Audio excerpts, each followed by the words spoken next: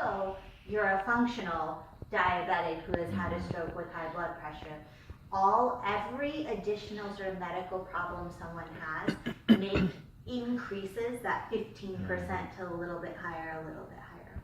So at the moment, my first order of business is to get you into complete remission. I think most likely I can do that. Again, not 100% sure, or not 100% guaranteed, but this is very likely to do it. If this doesn't work, then I have a plan B and a plan C and a plan D. But if it does work, then my next order of business is to try and decide how I'm going to keep you in a complete remission. Now, I will likely, once I get you into complete remission, once you get out of the hospital, I will at least have you meet my transplant doctor. Most of us either just see leukemia patients, and my job is to get people into complete remission. If I think they need transplant, then I refer them to my transplant doctor. Dr. Howard is her name. And then what she does is she sort of sits and tells you about the risks and the whole transplant process. And then if she thinks that it's at least reasonable to consider you, then we do the thing that's necessary to do a bone marrow transplant is finding a donor. Now, remind me if you have siblings. I can't remember what you said. One brother. But he's not my biological. Oh, okay, so you don't have any full siblings. Right. So each full sibling has about a 20 to 25% chance of being a match. And so if patients don't have full siblings, then when we're looking for donors, our next second best choice is to look there's a national, international database of donors, and we would look there to see if we could find a well-matched, unrelated donor.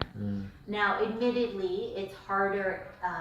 The vast majority of the people in that registry are of European descent.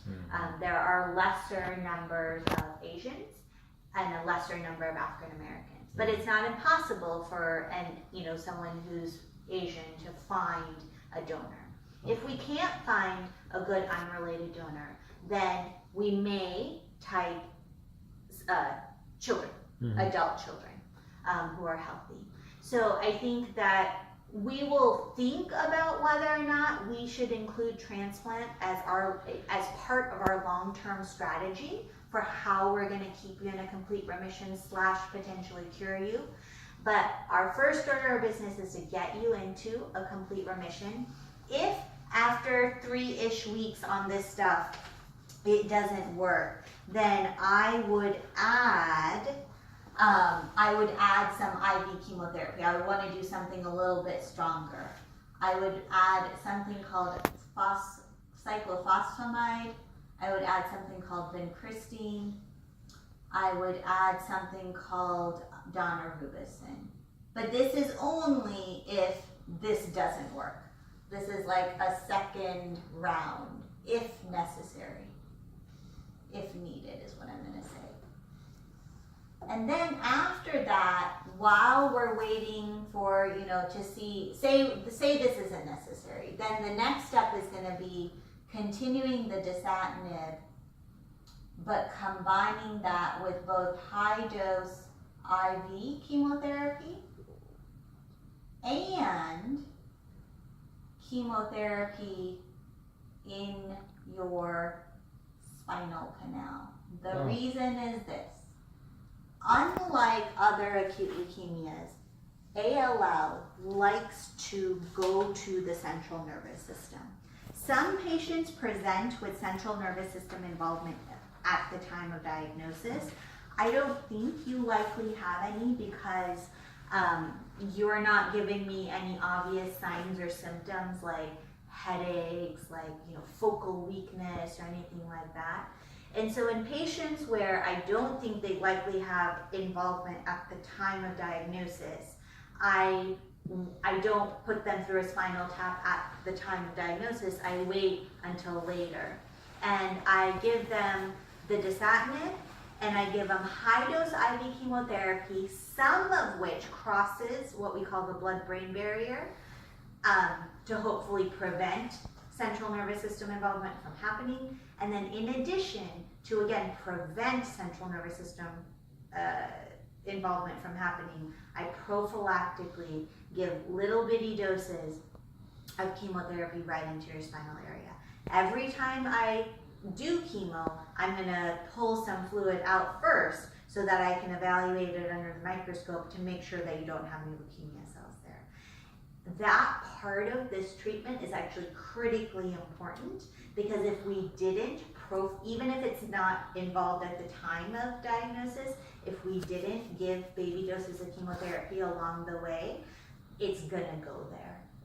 And we don't want to have to deal with central nervous system involvement if we can help it. It's very difficult to clear. So that's sort of one unique part of treatment for ALL that doesn't happen with AML. At the end of this, the long-term survival is decent. The odds are technically in your favor, even if we don't take you to transplant.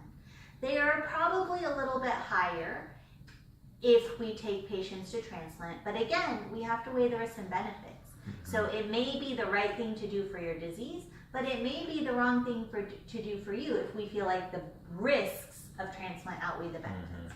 We'll sort of decide that with time.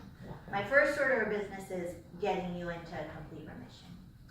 Now, the side effects associated with dasatinib are that I actually may drop your blood count. It sometimes destroys some of the good blood counts that you have.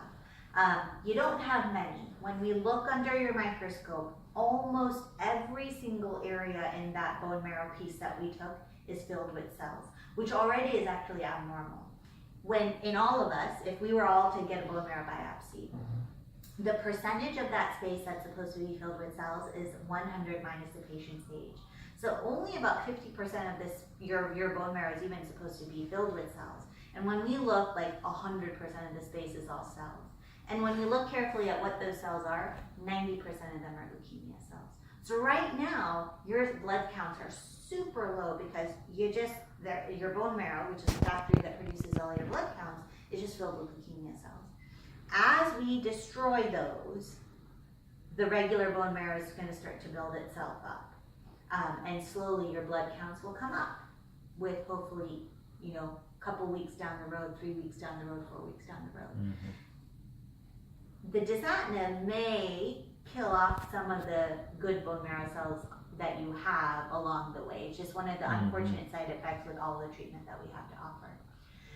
The other side effects associated with dasatinib, in about up to about 10, I would say up to 15-ish% of patients, it can result in fluid accumulation in the lungs and can result in fluid accumulation around the heart. So it's not common, but it can happen, which is why we're going to be keeping a very close eye on your lung exam, and why we're going to be telling you, like, if you start to feel short of breath, you need to let us know to make sure that that's not happening. If it happens, we stop the drug, it resolves, and we may or may not re-challenge you. Like I said, there are 5 different pills like this. So I have other options if either this doesn't work or if you don't tolerate it. Some people get nausea, not everybody. Some people get diarrhea, not everybody. Some people get skin rash, not everybody. Some people get headaches, not everybody. Some people feel tired because of the dasatinib itself, not everybody. Overwhelmingly, this is